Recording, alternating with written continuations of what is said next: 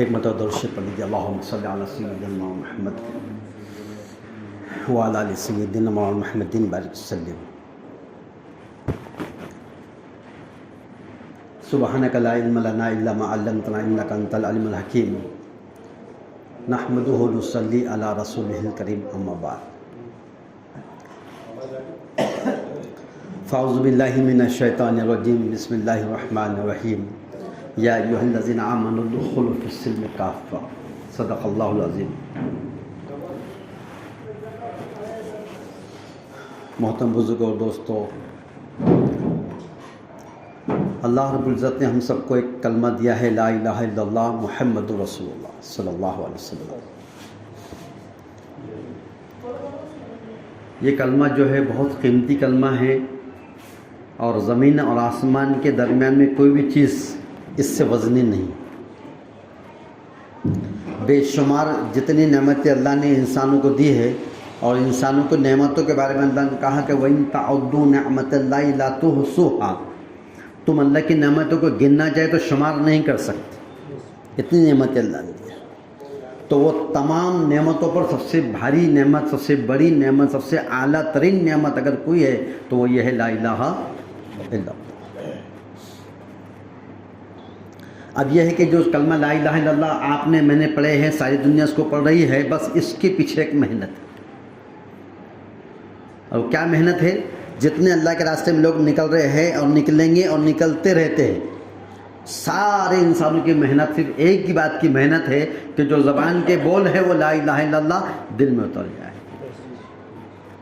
اس کی حقیقت کے ساتھ دل میں اتر جانا، اور ایسا کامل یقین دل میں بیٹھ جائے کہ کسی سے نہیں ہوتا، اللہ سے ہوتا ہے۔ دنیا کی ساری چیزیں اللہ کی محتاج ہے، اور اللہ کسی کے محتاج ہے نہیں۔ نفع نقصان اور زندگی موت، عزت ذلت، راحت صحت، تندرستی تونگری، بیماری فقیری، غربت بادشاہت، ساری کی ساری چیزیں جو کچھ بھی دکھ رہا ہے، یہ سب کے سب نفع اور نقصان کے پہنچانے میں اللہ کے حکم کے پابند ہیں۔ سب کو اللہ نے پیدا کیا، ساری کائنات کے اللہ اکیلے مالک، اور سب کے پالنے والے ہیں، سب کے پیدا کرنے والے ہیں، اور جتنوں کو پیدا اللہ نے کیا ہے وہ سب کے سب اللہ کی تمام امر کے محتاج ہیں، امر کن کے محتاج ہے، اس کے حکم کے محتاج ہے اللہ تعالیٰ۔ اس کا یقین میرے اپنے دل کے اندر آ جائے، یہ ہے لا الہ الا اللہ، یہ ہے لا الہ الا اللہ۔ دنیا کی ساری چیزیں اللہ کی محتاج، اور اللہ کسی کے محتاج نہیں۔ جو میں زبان سے کہا کسی سے نہیں ہوتا، کسی سے کچھ نہیں ہوتا، کسی سے کچھ نہیں ہوتا، صرف اللہ سے ہوتا، اللہ سے ہوتا، اللہ سے ہوتا۔ یہ کون بول رہا؟ یہ صرف زبان بول رہی۔ کون کہہ رہا ہے؟ یہ زبان سے کہہ رہا ہے، اللہ سے ہوتا، اللہ سے ہوتا، یہ اوپر سے بول رہا ہے۔ اور ایک بالش کا جو فاصلہ ہے زبان کا اور یہ دل کا، اس کے اندر جھانک کر دیکھیں، میں میرے اپنے اندر جھانک کر دیکھوں، آپ اپنے اندر دیکھیں کہ جو میں نے اپنی زبان سے کہا، جس کا میں دعویٰ کر رہا ہوں، جس کو میں بول رہا ہوں، وہ میرے اپنی حقیقت والا اندر دل میں کتنا اترا، یہ اصل ہے۔ یہ یقین بن جائے کہ دنیا کی ساری چیزیں اللہ کی محتاج ہے، اور اللہ کسی کے محتاج نہیں ہے۔ نفع نقصان ذلت عزت، ساری چیزیں جو کچھ دکھ رہا ہے، جو کچھ ہو رہا ہے، یہ سب کے سب نفع نقصان پہنچانے میں اللہ کے حکم کے پابند ہیں۔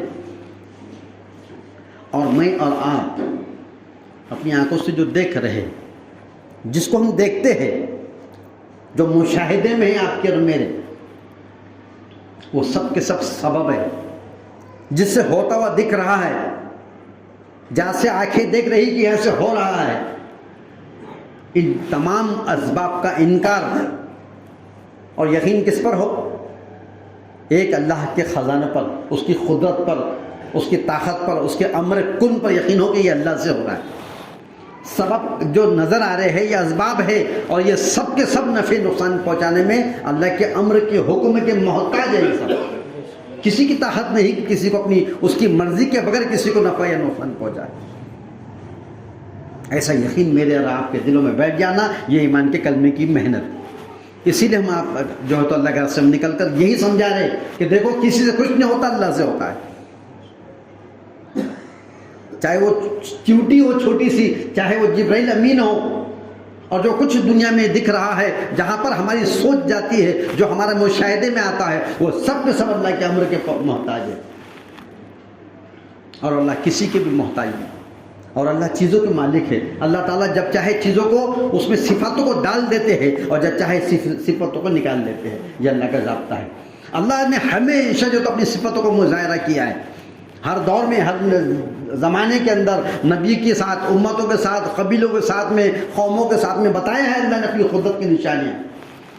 جب صالح علیہ السلام نے اونٹنی کا جو تو سوال کیا کہ وہ جو پہاڑ نظر آ رہا ہے اس میں سے جو تو تم اگر واقعی نبی ہے تو وہ پہاڑ، اس میں سے ایک اونٹنی پیدا ہو کر آنا اور وہ بھی گابن ہونا،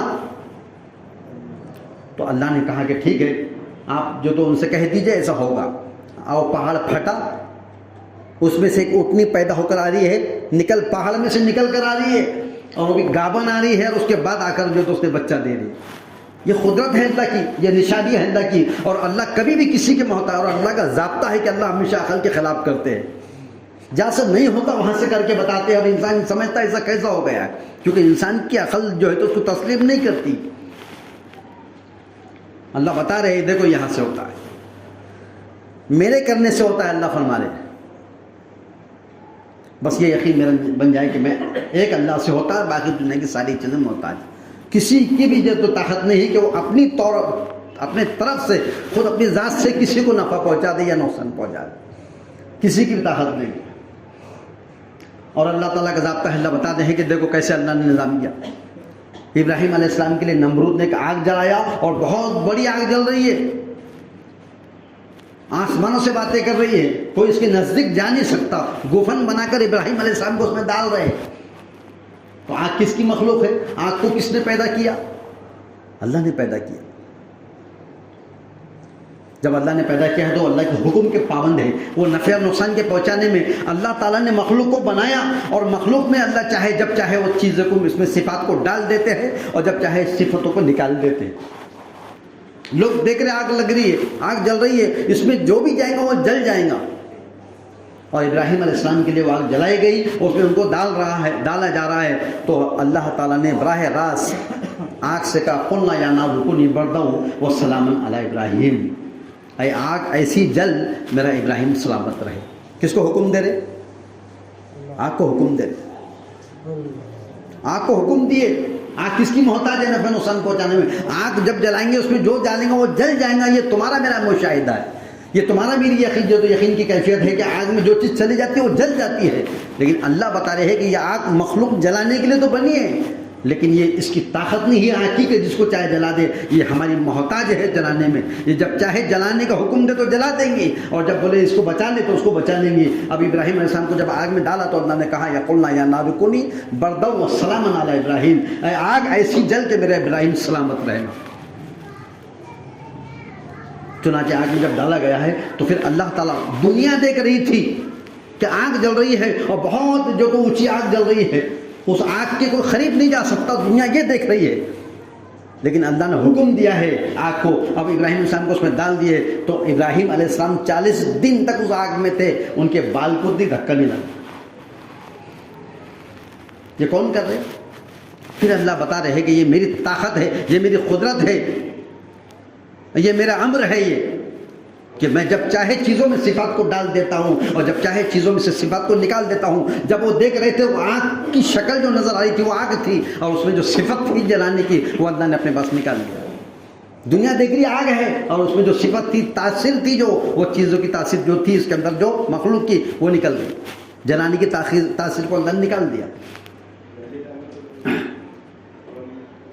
اور پھر موسیٰ علیہ السلام کو جب حضرت موسیٰ علیہ السلام، فرعون پیچھے آ رہا، اس کے لشکر آ رہے، 6 لاکھ جادوگر آ رہے، اور جب دیکھے سامنے سمندر آ گیا، پیچھے سے فرعون کا لشکر آ گیا، اب حکم ہوا کہ اے موسیٰ اپنا عصا پانی میں مارو۔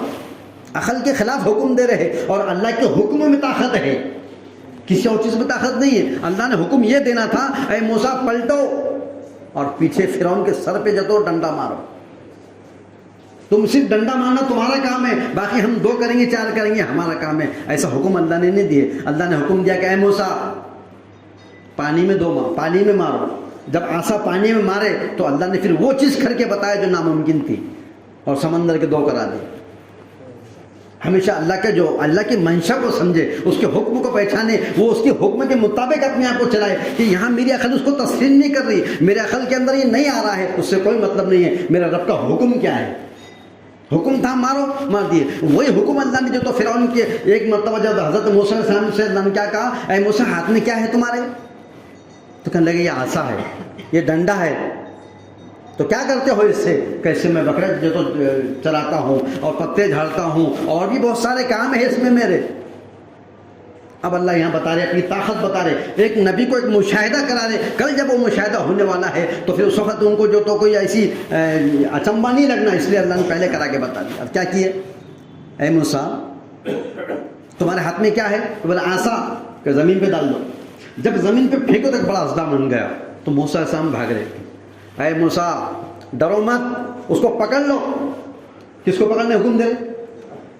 پہلے جو تھا تو ڈنڈا تھا، اب کیا بن گیا؟ وہ اژدہا، اس اژدہے کو پکڑو، اور جب پکڑنے کو آ رہے تو پیچھے سے آ رہے، اے موسیٰ سامنے سے آ کے پکڑو۔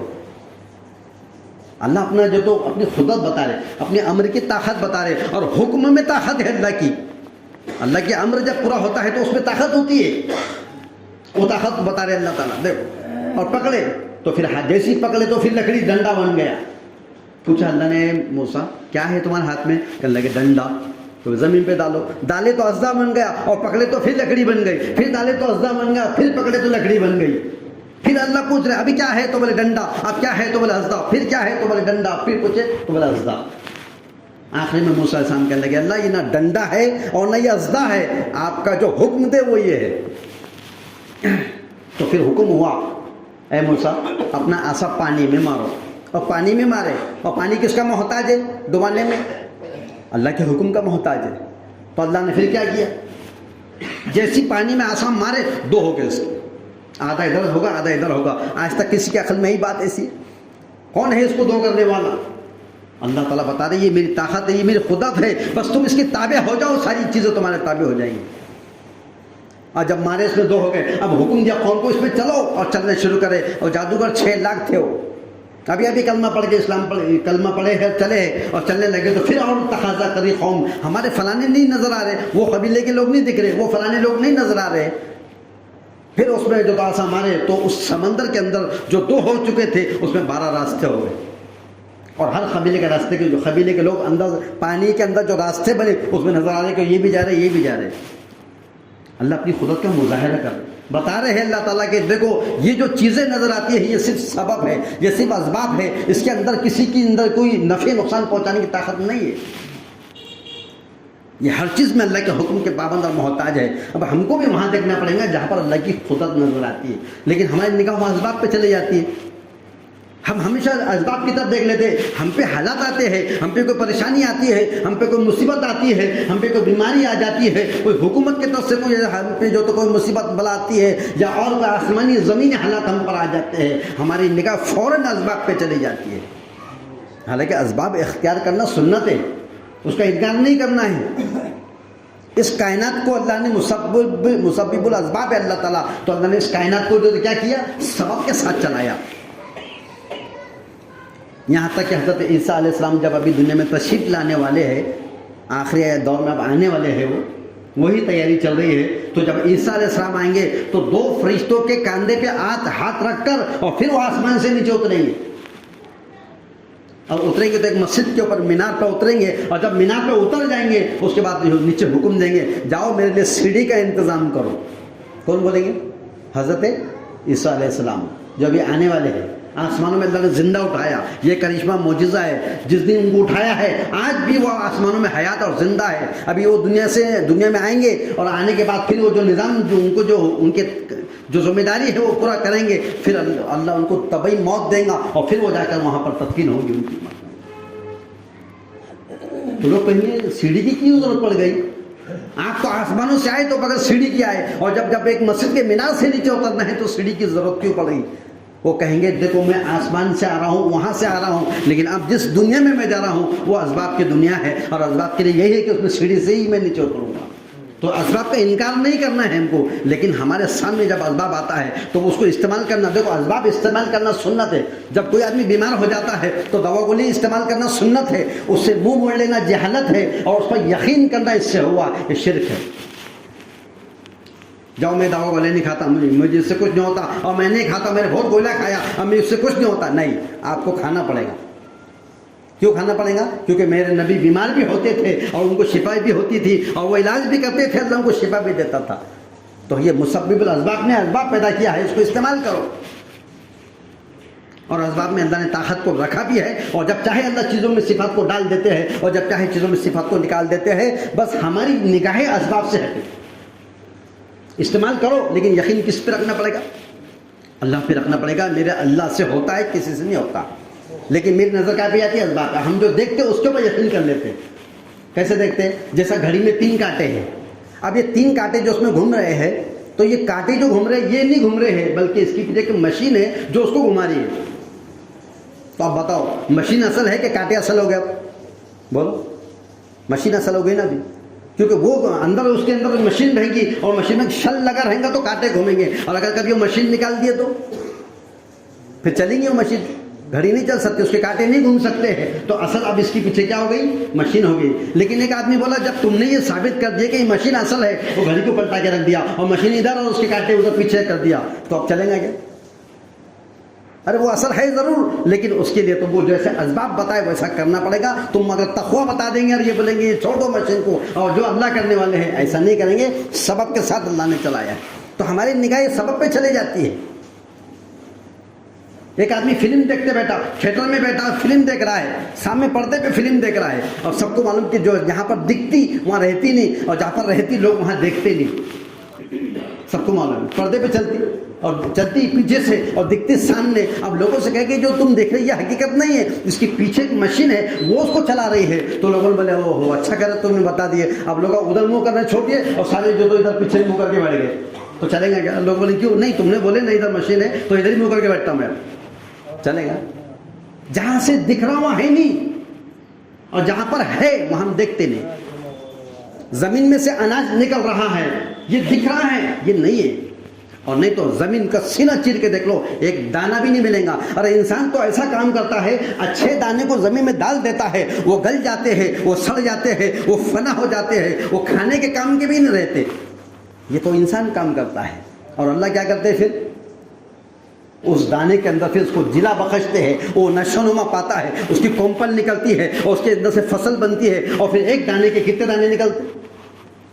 ہزاروں نکلتے، لاکھوں نکلتے. یہ اللہ اپنی خدا بتا رہے ہیں. یہاں جہاں دیکھ رہے وہاں ہی نہیں، جب ہم دیں گے حکم تو وہ ہوگا. تم آسمان میں بارش کا انتظار کر رہے ہو، آسمان کی طاقت نہیں بارش برساتے. یہ بارش برسانے میں ہمارے حکم کا محتاج ہے. یہ زمین غلہ دینے میں ہمارے حکم کی محتاج ہے. وہ مرغی انڈا دینے میں ہے جو تو ہمارے حکم کی محتاج ہے. وہ گائے اور بھینس دودھ دینے میں کس کی محتاج ہے؟ اللہ کے امر کی محتاج ہے. یا تو پھر کیا ہوتا؟ مرغی لے کر آؤ، انڈا اس نے دینا شروع کری، دیتی رہی اور عین وقت پیسہ آ جاتا کہ وہ کھڑک ہو جاتی. کیا ہوا؟ بولے کھڑک ہو گئی. بولے ایک انڈا بھی دیتی نہیں تو اس کو تیوہار کا بازار بتاتے لے آئے، بازار میں جا کے اس کو بیچ ڈالو، لانے والا اس کو کاٹ کے کھا جاتا ہے. چیزیں جو نکلتی ہو رہی، چیزوں سے جو نفع نکلتا ہے وہ دکھ رہا ہے. چیزوں میں سے جو تاثیر دکھ رہی ہے یہ اس کی طاقت نہیں ہے، یہ ایک صرف سبب ہے، ایک ذریعہ ہے. اس کو استعمال کرنا سنت ہے، لیکن اس کی طاقت جو ہے وہ سارا کنٹرول اللہ کے ہاتھ میں ہے. اس لیے کہا کہ کسی سے کچھ نہیں ہوتا، اللہ سے ہوتا ہے. کس سے ہوتا ہے؟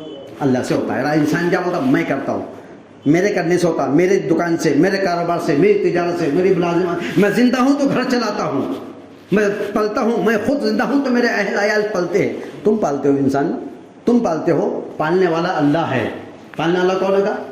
ہاں وہ تم تو ایک صرف اپنی اولاد کے تربیت کے ذمہ دار ہے. کیونکہ وما من دابۃ فی الارض الا علی اللہ رزقها، زمین پہ جتنے چرند پرند اور جو کچھ مخلوق نظر آتی ہے سب کا پالنے والا، روزی دینے والا کون ہے؟ اللہ ہے. تم تھوڑی پالتے ہو. ایک مطلب ٹانگے میں بیٹھے مولانا الیاس صاحب رحمۃ اللہ علیہ یا حضرت جی یوسف صاحب رحمۃ اللہ علیہ، کچھ ذمہ دار تھے مرکز نظام الدین کے، تو سفر کر رہے تھے ٹانگے میں. اب آگے گھوڑا تھا، پیچھے ٹانگے بھی یہ بیٹھے تھے. تو چلتے چلتے انہیں پوچھنے لگے، گھوڑے والے ٹانگے والے سے پوچھنے لگے یہ گھوڑا تم کو پالتا ہے کہ تم گھوڑے کو پالتے ہیں؟ تو وہ پریشان ہوگا. اب کیا بولنا چاہیے؟ تو کہنے لگے گھوڑا مجھے پالتا ہے. تو ان کو ہنسی آ گئی. پھر سوچ کے لگا نہیں ایسی بات نہیں ہے، میں گھوڑوں کو پالتا ہوں. تو پھر اور ہنسی آ گئی. اور پھر آخر میں اس نے کہنے لگا نہ گھوڑا مجھے پالتا ہے نہ میں گھوڑوں کو پالتا ہوں، ہم دونوں کو اللہ پالتے ہیں. کون پالتے؟ ہاں، میری محنتوں سے کچھ نہیں ہوتا، میرے کرنے سے نہیں ہوتا، میرے کاروبار سے نہیں ہوتا. اور اگر مجھ سے میرے کرنے سے ہوتا تو 9 مہینے اللہ نے کیسا پالا؟ یہ سوچو پہلے. جہاں سے دکھ رہا ہے، جہاں سے ہو رہا ہے وہ کچھ نہیں ہے، میں کچھ نہیں، میرا کچھ نہیں، اور تو سب کچھ اور تیرا سب کچھ. یہ یقین بن جائے، اس کا نام ہے لا الہ الا اللہ.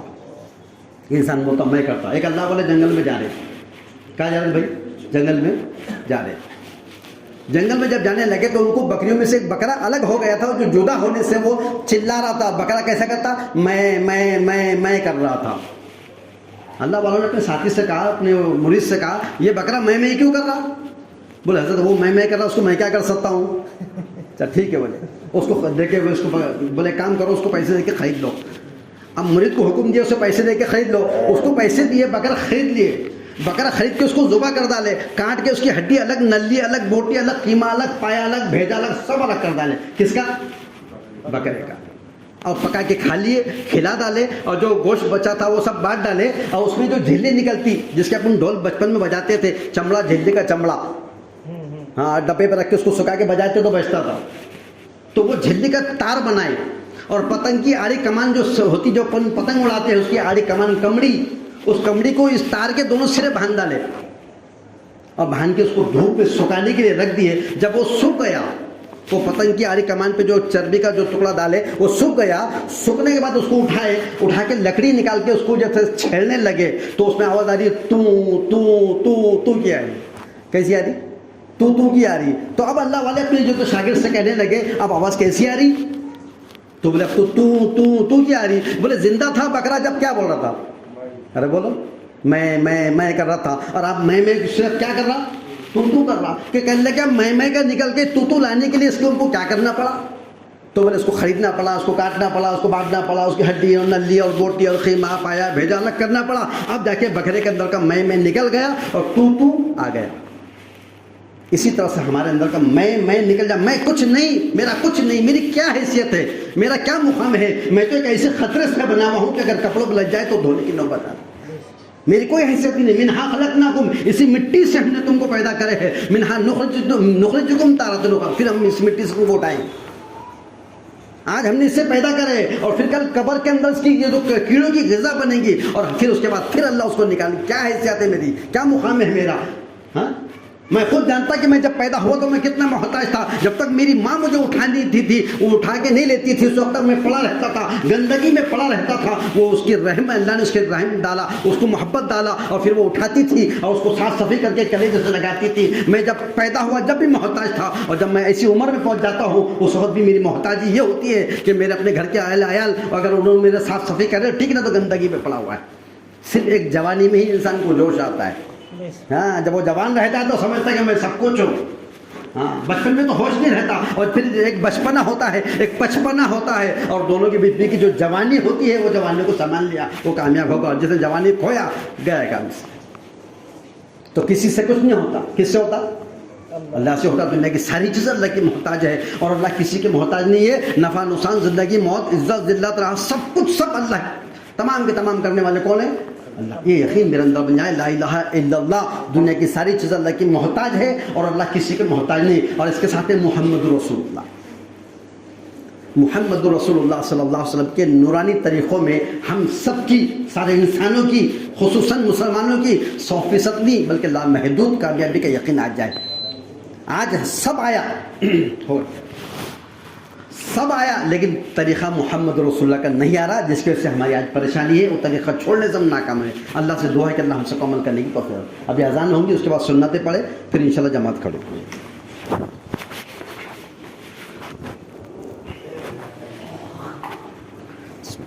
اللہ اکبر.